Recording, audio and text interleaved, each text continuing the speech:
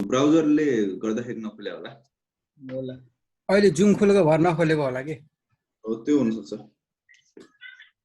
है you either use different browser or त्यसलाई त्यो लिंकलाई कपी गर क्लिक नगर कपी गर अनि आफ्नो त्यो ब्राउजरमा गएर चाहिँ ओपन गर है sometime browser doesn't support a certain link है त नाइट्रो पीडीएफ राखेन जुन पनि सपोर्ट गर्छ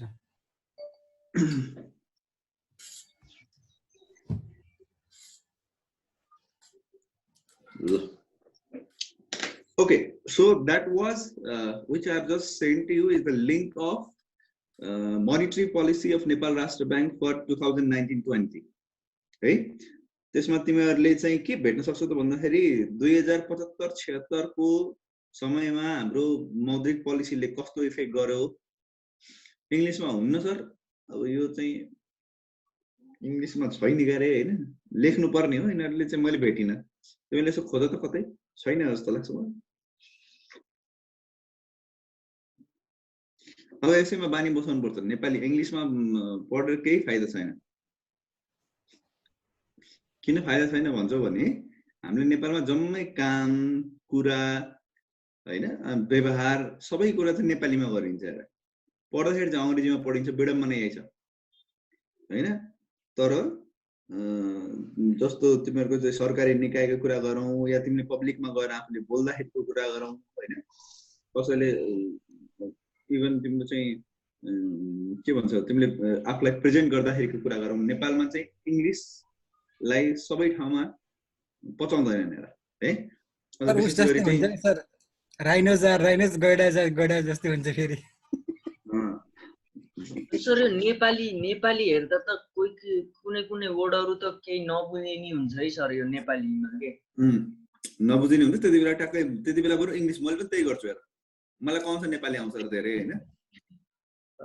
नेपाली शब्द के रहेछ भनेर हेरेर अनि कहिलेकाहीँ चाहिँ नेपाली टु इंग्लिश डिक्सनरी खोज्ने हो तै पनि भेटिदैन कहिलेकाहीँ शब्दको अर्थ हैन अनि त्यसैगरी इंग्लिशमा गएर इंग्लिशको चाहिँ मिनिङ बरु अब इन्टरनेटमा सर्च गर्न त सजिलो छ नि त हैन नेपाली गरेर मात्र पनि फाइदा छैन मिनिङ भने के हो त नेपालीलाई इंग्लिशमा इंग्लिशलाई नेपालीमा कन्भर्ट गर्ने भने त होइन if you want to find the meaning मैले के गर्छु नेपालीलाई अंग्रेजीमा हेर्छु अंग्रेजी सिनोनिम भेटाइसकेपछि त्यो सिनोनिमको मिनिङ के रहेछ भनेर बल्ल इंग्लिशमा चाहिँ गुगल गर्छु so this is how I find the meaning of certain Nepali words जो अलिकति टेक्निकल हुन्छ है अदरवाइज कुरो त यो भाषा हो भाषामा अब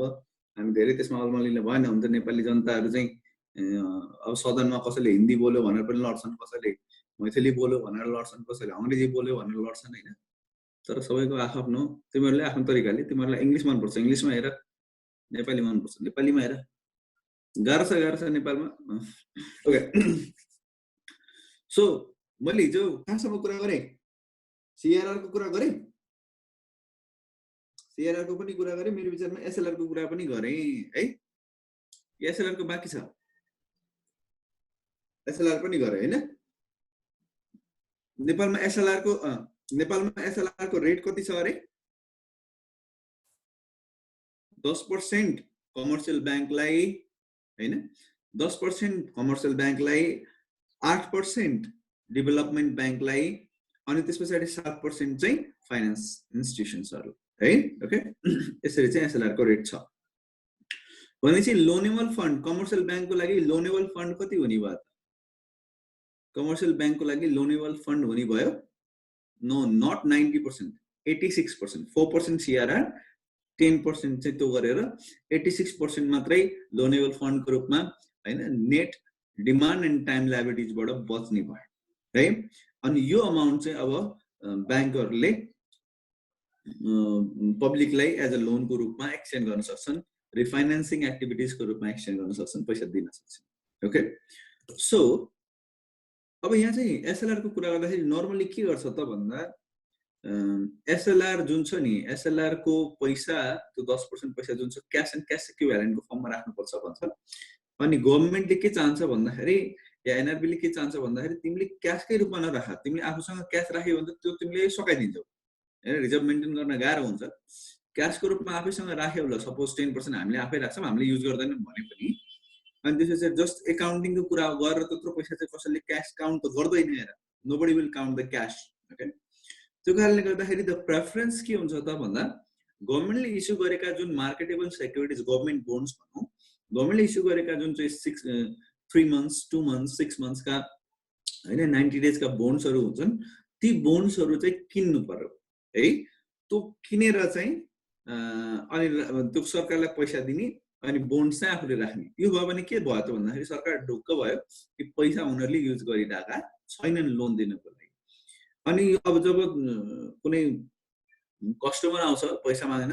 त्यस्तो अवस्थामा चाहिँ अब आफूसँग अलिअलि पैसा त हुन्छ, त्यतिले पुगेन भने त्यो मार्केटेबल सेक्युरिटिज बेचेर भए पनि पैसा ल्याएर अनि पे गर्न मिल्यो हैन। एसएलआर पुग्दैन अथवा पैसाको सर्टेज छ भने त्यस्तो अवस्थामा अर्को एउटा फ्यासिलिटी पनि छ। त्यो फ्यासिलिटी हो नेपाल राष्ट्र ब्याङ्कको लोन है। अब हामी त्यसको बारेमा चर्चा गरौँ है त। समटाइम व्हाट क्यान ह्यापन, ब्याङ्कहरुसँग पैसाको सर्टेज हुन सक्छ है। पैसाको सर्टेज कसरी हुन्छ त सर? कसरी हुन्छ भन्दाखेरि हामीले लङ टर्म इन्भेस्टमेन्ट पर्पसको लागि लोन दियौँ, धेरै दियौँ, त्यहाँबाट रिपेमेन्ट अब सुस्तो गर्दै हुन्छ, तर कस्टमर फेरि थुप्रै थपिँदै जान्छन्। कस्टमरले पैसा मागे गर्छन्, नयाँ कस्टमर आउँछन् हैन। अब लोन पैसा दिन सक्दैनौँ, हामीसँग पैसा छैन, लोन दिन सक्दैनौँ भन्ने अनि के कस्तो ब्याङ्क रहेछ भन्ने हुन्छ। So sometime there is shortage of funds okay. अनि अब सर्टेज अफ फन्ड्स भयो, यता फेरि त्यो डिपोजिट गरेर राखेको कस्टमरले आएर फेरि आफ्नो पैसा निकालेर लग्यो भने त झन् बर्बाद हुने भयो। अब एसएलआर मेन्टेन गर्न पनि गाह्रो हुन सक्ने सिचुएसन चाहिँ ब्याङ्कले कहिलेकाहीँ आउन सक्छ, कहिलेकाहीँ इमर्जेन्सी सिचुएसन आउन सक्छ। सो त्यस्तो अवस्थामा इमर्जेन्सीको केसमा या एसएलआर सीआरआर मेन्टेन गर्नलाई पैसा नपुगिरहेको केसमा चाहिँ राष्ट्र ब्याङ्कले एउटा सुविधा दिएको छ। के भन्छ, ल तिमीले चाहिँ मसँगबाट लोन लिन सक्छौ भन्छ राष्ट्र ब्याङ्कले है। यसरी राष्ट्र ब्याङ्कले चाहिँ सर्ट टर्म एकदमै कहिलेकाहीँ त्यो 1 हप्ताको लागि या 1 दिनको लागि हैन, त्यस्तो चाहिँ एकदम छोटो समयको लागि चाहिँ राष्ट्र ब्याङ्कले लोन दिन्छ ओके। अब यो राष्ट्र ब्याङ्कले त्यसरी दिएको लोन है माथि इन्ट्रेस्ट लगाउँछ राष्ट्र ब्याङ्कले। सो अहिले त्यो इन्ट्रेस्ट रेट छ 4.5%। त्यो इन्ट्रेस्ट रेटलाई हामी रेपो रेट भन्छौँ। तिमीले सुनेको छैनौ हैन? रेपो एन्ड रिभर्स रेपो भन्ने शब्द छ okay. Have you heard this repo and reverse repo?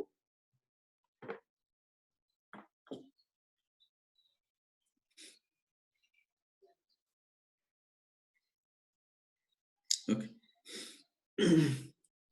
So this हुन त तिमीले अब खासै अब ब्याङ्किङ न्युजहरु पढ्दैनौ होला हैन। यो चाहिँ रेपो एन्ड रिभर्स रेपो भन्ने शब्द चाहिँ ध्यानसँग सुन्नु। रेपो भनेको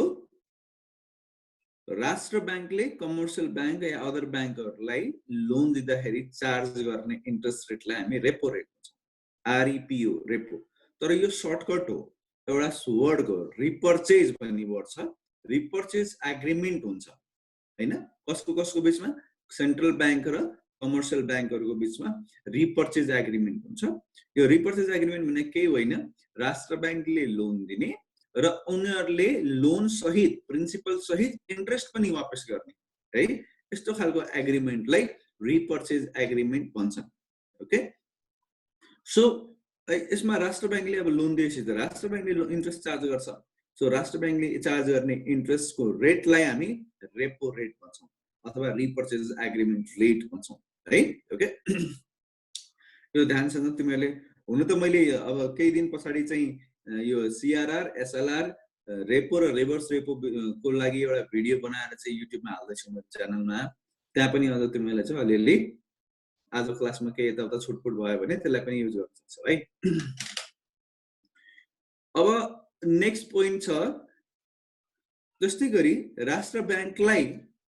कमर्सियल ब्याङ्कले पैसा दियो भने, तर राष्ट्र ब्याङ्कले कमर्सियल ब्याङ्कले पैसा दिन्छ त? कहिलेकाहीँ त्यस्तो खालको स्किम्सहरु राष्ट्र ब्याङ्कले निकाल्छ कि वी निड मनी है। अनि कमर्सियल ब्याङ्कसँग सरप्लस फन्ड छ भने कमर्सियल ब्याङ्कले के गर्छ त भन्दाखेरि राष्ट्र ब्याङ्कमा डिपोजिट खातामा गएर आफ्नो पैसा राखिदिन्छ। राष्ट्र ब्याङ्कको डिपोजिट खातामा राखेको पैसामा कमर्सियल ब्याङ्कले त इन्ट्रेस्ट पाउनु पर्यो नि त। जस्तो तिमीले ब्याङ्कमा गएर पैसा राख्यौ सेभिङ अकाउन्टमा भने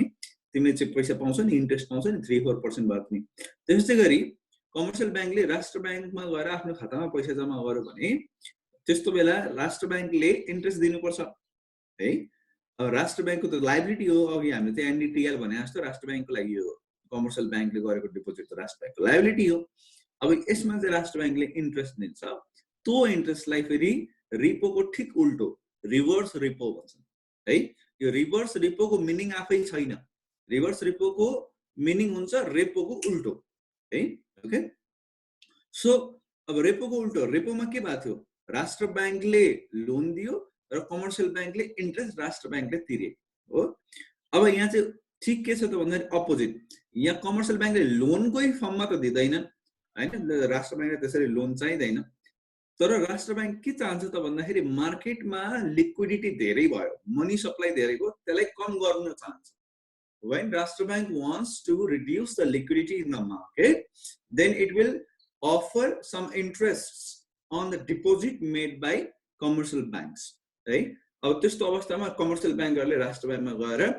डिपोजिट गर्छन् पैसा र त्यसमा इन्ट्रेस्ट कमाउँछन् which is very safe secured and good है ओके भनेपछि के हुँदो रहेछ त भन्दाखेरि इन अ वे कमर्सियल बैंकहरुले चाहिँ यहाँ चाहिँ लोन भन्ने शब्द युज गर्दैनौ गर्न त तर त्यसलाई लोन भन्दा पनि हुन्छ एक किसिमले लायबिलिटी हो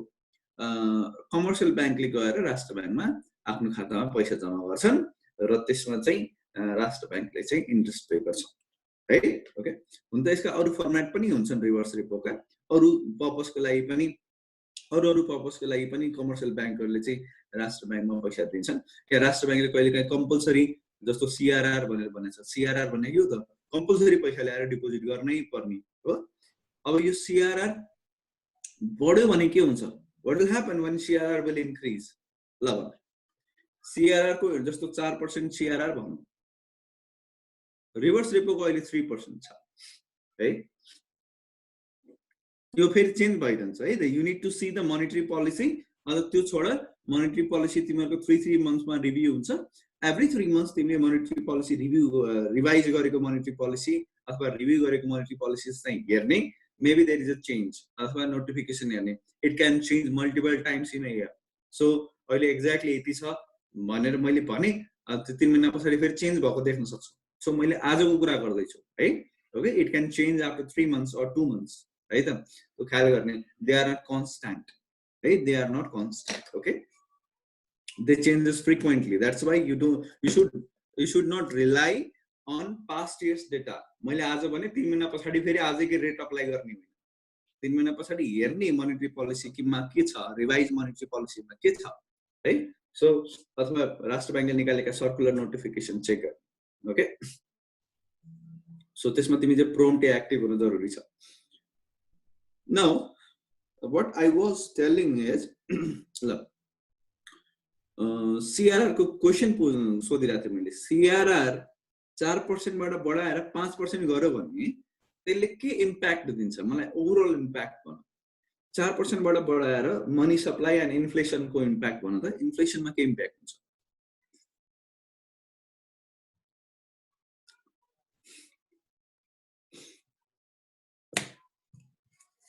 सी तिमीहरुलाई चाहिँ मैले यो मोनेटरी पोलिसी भने अल्टिमेटली के हो त भन्दाखेरि मार्केट को inflation liquidity crunch over supply यसलाई म्यानेज गर्ने सिस्टम हो है CRR SLR repo reverse repo they fall under this monetary policy okay so CRR 4% हुँदाखेरि बैंकहरुसँग पैसा 86% मात्रै रह्यो लोनेबल फन्ड्स CRR 5% हुँदाखेरि बैंकहरुसँग 85% मात्रै रह्यो भनेपछि बैंकहरुसँग पैसा घट्दो रहेछ जब बैंकहरुसँग पैसा घट्छ सीआरआर बढ्दाखेरि बैंकहरुसँग पैसा घट्छ जब बैंकहरुसँग पैसा घट्छ बैंकले आफ्नो इन्ट्रेस्ट प्रॉफिटलाई मेन्टेन गर्नको लागि इन्ट्रेस्ट रेट बढाइदिन्छ ख्याल गर्ने सर यो बैंकले प्रॉफिट किन मेन्टेन गर्नु पर्यो प्रॉफिट किन मेन्टेन गर्नु पर्यो भन्दाखेरि भरे घट्यो भने त्यसको स्टक को प्राइस जुन छ त्यो मार्केटमा डाउन हुन्छ बर्बाद हुन्छ त्यो कारणले गर्दाखेरि bank has to maintain their profit now if there is less fund you have to increase interest rate if there is more funds you can decrease interest rate है किन भन्दाखेरि अब सप्लाई धेरै गरेर हैन के हुन्छ त भन्दाखेरि जस्तो 1 रुपैयाँ मार्जिन गरो 100 वटा सामान बेच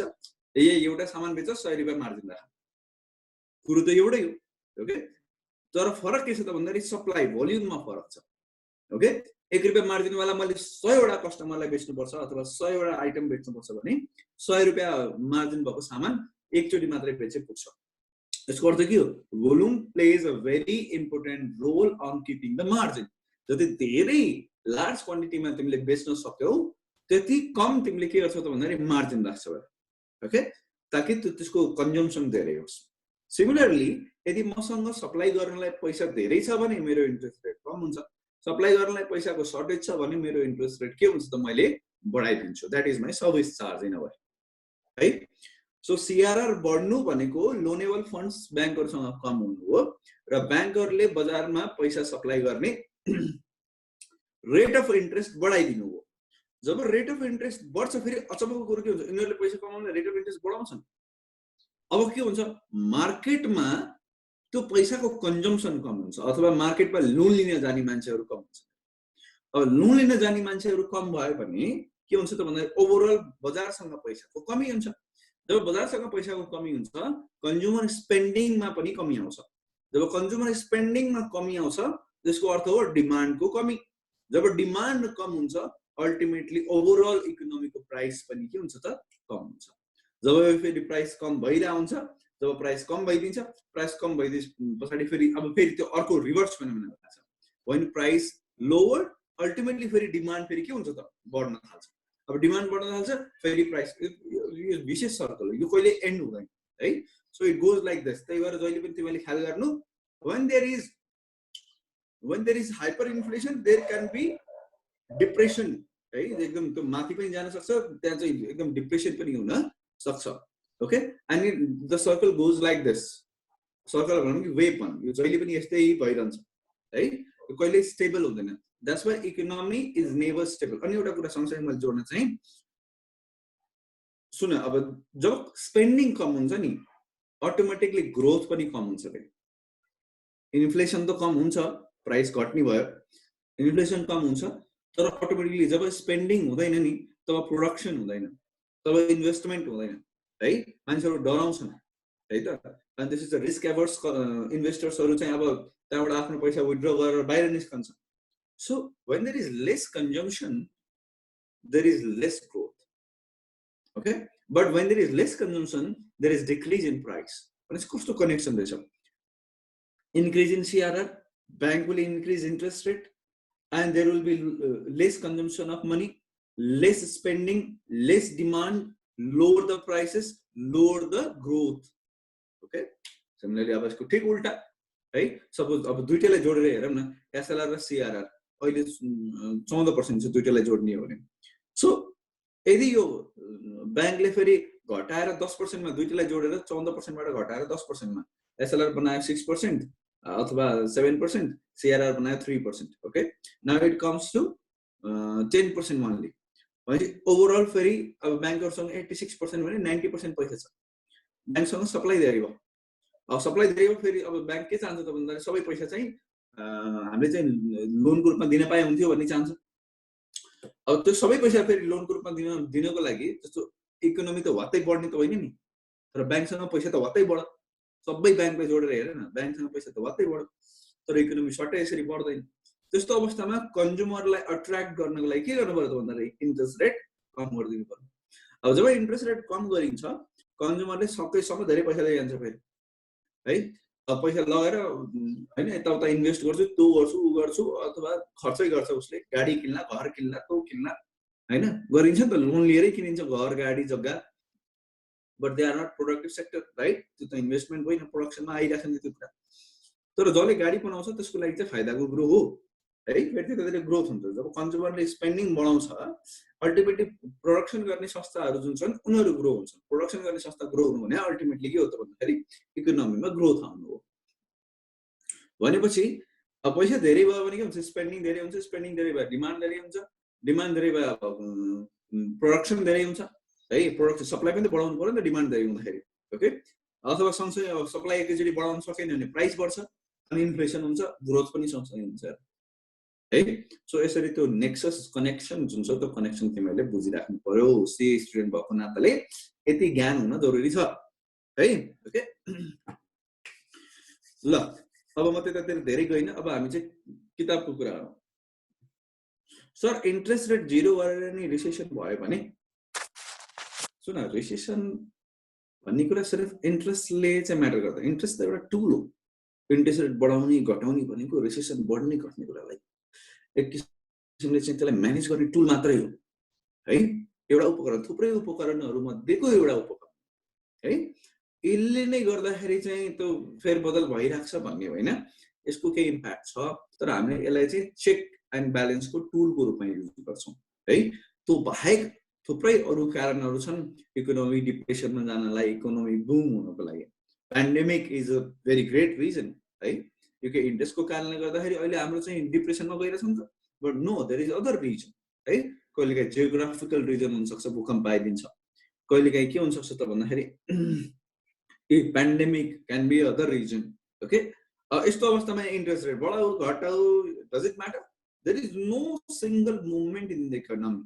है। त्यो कारणले गर्दा अब अहिले केही पनि म्याटर गर्दैन। डिप्रेसन छ त छ, अब त्यसलाई ब्यालेन्स गर्नलाई रेट अफ इन्ट्रेस्ट घटाएर मार्केटमा पैसा सप्लाई गरेर गर्ने के हो? Who is going to consume that money? Okay, so there is not just a single reason for the economic inflation or inflationary situation or depression situation, but यो चाहिँ जुन इन्ट्रेस्ट रेट छ त्यसले चलायमान मार्केटको एउटा चाहिँ एउटा विशेष एउटा उपकरणको रूपमा, एउटा टुलको रूपमा त्यसलाई चाहिँ कन्ट्रोल गर्ने टुलको रूपमा चाहिँ युज गर्न राष्ट्र ब्याङ्कले सक्छ। किनभने ओभरअल मनी जुन सप्लाई भएको छ मार्केटमा, त्यो राष्ट्र ब्याङ्कले आफूलाई मोनिटरी लायबिलिटीको रूपमा रिकभर गरेर राखेको छ। It is ultimately in the hand of Rastra bank to control that money. Okay, ल अरू कुनै सवालहरू छन्? सर ब्याङ्कको मेन सोर्स अफ इन्कम के हो? कस्तो सवाल यो? अचम्मको सवाल भनेर ब्याङ्कको main source of income interest मात्रै हुन्छ। मैले तिमीलाई भनिदिरहेको हूँ, zero interest is also not preferable in the history of all over the world economy है। जापानको तिमीलाई मैले अस्ति भनेको थिएँ केस स्टडी पढ्नु भनेर। जापानको actually Japan has targeted to make zero interest rate policy. Central ब्याङ्कले जीरो इन्ट्रेस्ट रेटमा चाहिँ अरू ब्याङ्कहरूलाई दिन्छ, एकदम लोवर इन्ट्रेस्ट रेटमा चाहिँ अरू ब्याङ्कले चाहिँ मार्केटमा दिन्छ। तर but people are not trusting their economy and they are not borrowing the funds. तिनीहरूले पैसा ल्याउनै छोडे है, तिनीहरूको इकोनोमीलाई ट्रस्ट गरेन, पैसा ल्याउन छोडे। त्यो त जिरो इन्ट्रेस्ट रेट हुँदाखेरि पनि फाइदा भएन। And that's why Japan moved into a very great depression some time है, सम इयर्स अगो। सो त्यो कारणले गर्दाखेरि अब इट इज नट नेसेसरी त्यो इन्ट्रेस्ट रेटले त्यत्रो ठुलो खेल खेल्छ भन्ने पनि छैन सर। बट 2008 को रिसेसन त इन्ट्रेस्ट रेटले नै भएको छ नि त, कसरी भएन? इन्ट्रेस्ट रेटले हुँदैन भनेकै छैन मैले। पहिलो कुरो त 2008 को तिमीले रिसेसन राम्रोसँग पढ्नु पर्यो है। There is not just a single reason हैन। अमेरिकाको चाहिँ हाउसिङसँग रिलेटेड एक्टिभिटिजलाई हेर्नु पर्यो हैन। रसियन तिम्रो चाहिँ इन्ट्रेस्ट रेटका कुराहरू रसियामा थियो, जापानमा थियो, त्यसका कुराहरू हेर्नु पर्यो। There is not just a single reason है। ओके, सो त्यसलाई चेक गर्नलाई फेरि इन्ट्रेस्ट रेटलाई हामी चाहिँ म्यानेज गर्छौँ, मनी सप्लाईलाई म्यानेज गर्छौँ। यो दिस इज द कज। तिम्रो प्रश्न एकदम ठिक छ सर। इन्ट्रेस्ट रेटले नै गर्दाखेरि भाव कि होइन इज द क्वेसन है। सो इन्ट्रेस्ट रेटले नै गर्दाखेरि चाहिँ भाव होइन है। It is not always inflation र डिप्रेसन भनेको इन्ट्रेस्ट रेटले गर्दाखेरि हुँदैन, पिपलको सेन्टिमेन्टले गर्दाखेरि हुन्छ है। अनि रिसोर्सेसको कारणले गर्दाखेरि हुन्छ, मार्केट प्रतिको ट्रस्टको कारणले गर्दाखेरि हुन्छ। फेरि म भन्दैछु, दुईटा कुरा चाहिँ तिमीले जोड्नै भएन। Interest rate is just the tool. Okay, interest rate is just the tool. So ultimately के हुन्छ त भन्दा this is the trust of people towards their economy. Okay, trust छ भने मैले तिमीलाई जस्तो जीरो इन्ट्रेस्ट रेट त भनिहालेँ नि। भर्खरै एउटा एक्जाम्पल दिएँ, ट्याक्क तिमीले क्वेसन सोध्यौ है। जीरो इन्ट्रेस्ट रेट हुँदाखेरि पनि मान्छेले पैसा लिएनन् भने के इन्ट्रेस्ट रेटले गर्दाखेरि भाउ त क्वेसन थियो है। त्यही भएर अलिकति ब्रोडर पर्सपेक्टमा सोच्ने हुनु पर्यो आफू है। त्यसको लागि तिमीले रिसर्च गर्यो भने ट्याक्क थाहा हुन्छ। हुन त म त्यतातिर धेरै गएन, जस्ट एउटा हिन्ट मैले के दिएँ त भन्दाखेरि interest rate is just a tool. If you increase it decrease it, yes obviously it will impact the economy, it's inflation, it's deflation, but it is not always like that है। तिमीलाई त के त रटा एउटा फर्मुला चाहिएको छ के, इन्ट्रेस्ट रेट बढ्यो हुन्छ हुन्छ, त्यस्तो हुँदैन। This is not how economics works है इकोनोमिक्समा इच्छा राख्ने स्टुडेन्टले आफूलाई अलिकति फ्लेक्सिबल बनाउनु पर्यो ओके के गर्नु पर्यो त भन्दाखेरि त्यसका अरु फ्याक्टर्सहरु छन् है त इकोनोमीमा प्ले हुने अरु फ्याक्टर्सहरु छन् त्यसमा एकदमै इम्पोर्टेन्ट फ्याक्टर अहिले नयाँ त्यसलाई चाहिँ नयाँ टर्म दिएका छौं बिहेभियरल फ्याक्टर त्यो भनेको के हो त भन्दाखेरि how we react upon something मैले त यसलाई हाम्रो चाहिँ रियाक्सन भन्छौं नि हामीले के रियाक्सन अरे इमिडिएट रियाक्सनलाई स्टिमुली प्रतिको इमिडिएट रियाक्सनलाई के भन्छौं भने रिफ्लेक्स एक्सन हैन रिफ्लेक्स एक्सन हो मैले त के भन्छु भन्दाखेरि we should see the reflex action है हामीले चाहिँ थुप्रै छन् अरु कारणहरु but we need to see the reflex action how it works okay so economy चल्ने भनेको हाम्रो रिफ्लेक्स एक्सनले हो त्यहाँ फ्याक्टर्सहरु छन् हैन त्यो फ्याक्टरलाई लिएर हाउ वी रियाक्ट ओके ल ओके म धेरै ज्ञान भयो जस्तो लाग्यो अगाडि बढे है ल सो अब हामी बुकमा फोकस गरौँ यसलाई यो च्याप्टरलाई आज सकेसम्म सकाउने कोसिस गरौँ एकदम क्विकली धेरै छैन यसमा भन्नुपर्ने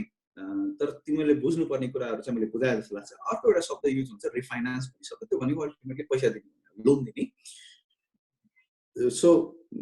हामीले चाहिँ त्यसलाई इन्टरचेन्जेबली युज गर्छौं रिफाइनान्स भनिसकेपछि हामीले टार्गेट के गर्छौं भन्दाखेरि जो म्यानुफ्याक्चरिङ सेक्टर छ स्पेशल अदर सेक्टर्सहरु छन् ती सेक्टरहरुलाई चाहिँ पैसा दिने यो रिफाइनान्स भन्ने शब्द किन युज भयो त भन्दाखेरि यो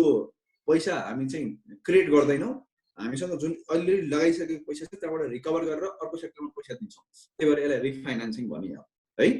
त्यहाँबाट लगाएको पैसालाई ल्याउने अनि फेरि अर्को कुनै सेक्टरमा चाहिँ पैसा इन्भेस्ट गर्ने okay so this activity is known as refinancing activities okay special सेक्टरमा रिफाइनान्स को नेपाल राष्ट्र बैंकले लगाएको रेट अफ इन्ट्रेस्ट 1% छ एन्ड अदर सेक्टर्समा 3% छ है ओके सो लेट्स मूव है त सबैजना एक्चुअली पेज नम्बर 167 मा आऊ अब मैले ओपन मार्केट अपरेसनको बारेमा कुरा गरे है I have not talked about open market operation I am talking it right now open market सबभन्दा पहिले यो शब्दले के जनाउँछ त भन्दाखेरि राष्ट्र बैंकले अनि सरकारले डाइरेक्टली पब्लिकसँग डिल गर्दो रहेछ भन्ने कुरा जनाउँछ but not always through the open market है यसमा के हुन्छ त भन्दाखेरि यदि गभर्नमेन्टलाई पैसा चाहिएको छ राष्ट्र बैंकलाई पैसा चाहिएको छ भने त्यस्तो अवस्थामा यिनीहरुले बोन्ड्स बनाएर है आफ्नो प्रोमिसरी नोट बनाएर त्यो प्रोमिसरी नोट अब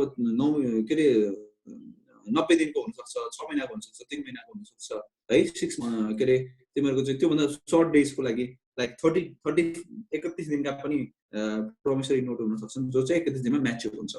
यसरी एउटा टर्म राखेर प्रोमिसरी नोट क्रिएट गर्छन् र त्यो प्रोमिसरी नोट तिमीले चाहिँ एनआरबी को कुन चाहिँ उसमा छ त भन्दाखेरि let me see if I can find it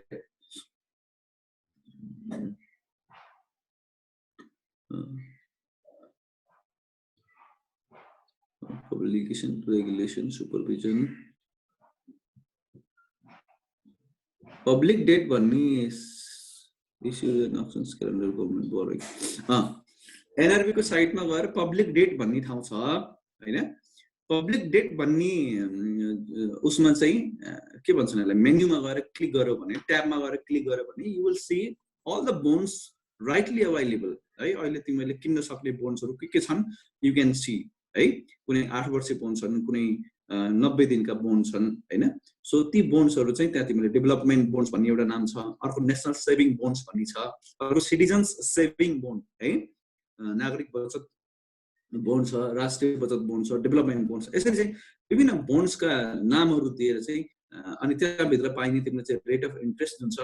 त्यो रेट अफ इन्ट्रेस्ट पनि त्यसैमा बोन्डको एग्रीमेन्ट पनि लेखिया हुन्छ तिमीले त्यहाँ गएर पढ्न सक्छौ ओके यो बोन्ड्सहरु क्रिएट गरेर राष्ट्र बैंकले या सरकारले के गर्छ त भन्दाखेरि यो बोन्ड्सहरु बजारमा बेच्छ बजारमा बोन्ड बेच्नु भनेको केही होइन अल्टिमेटली पैसा बरो गर्नु हो लोन लिने लोन ल्या जस्तै है ओके जस्तो तिमीले have you heard about you know bond transactions no यस्तो हुन्छ जस्तो मैले के गरे त भन्दा मलाई 100 रुपैयाँ चाहिएको छ भने मैले के गर्छु त भन्दाखेरि एउटा कागजमा लेख्छु आज तपाईले दिएको 100 रुपैयाँ मैले 3 महिनामा फिर्ता गर्नेछु along with the interest at the rate of 12% per annum भनेर एउटा कागज बनाए। यो कागज अब बोन्ड भयो है, यो कागजलाई बोन्ड भयो। अब यो कागजलाई मैले बजारमा बेचे भने अब व्यक्तिले त्यो जसले चाहिँ त्यो कागज किन्छ त्यसले मलाई आज 100 रुपैयाँ दिन्छ। अनि ऊ वेट गर्छ, कति दिनसम्म वेट गर्छ भन्दाखेरि जति दिन त्यो कागजको म्याच्युरिटी छ 90 दिन वेट गर्छ। अब 90 दिन वेट गरेर 90 दिन पछाडि मैले 100 रुपैयाँ प्लस 12% पर एनमको हिसाबले इन्ट्रेस्ट दिन्छु है। ओके, अनि त्यस पछाडि ऊ बोन्ड जो उसको हातमा भएको बोन्ड चाहिँ उसले मलाई फिर्ता गरिदिन्छ, त्यो बोन्ड मैले च्यातेर फालिदिन्छु।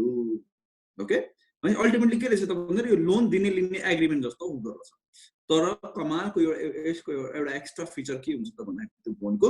त्यो बोन्डलाई फेरि जसले चाहिँ किनेको थियो त्यो व्यक्तिले बजारमा बेच्न सक्छ क्या अरूलाई। त्यही भएर यो बोन्ड चाहिँ मार्केटेबल नेचरको हुन्छ है। यो गाउँघरमा गरेको चाहिँ त्यो लोन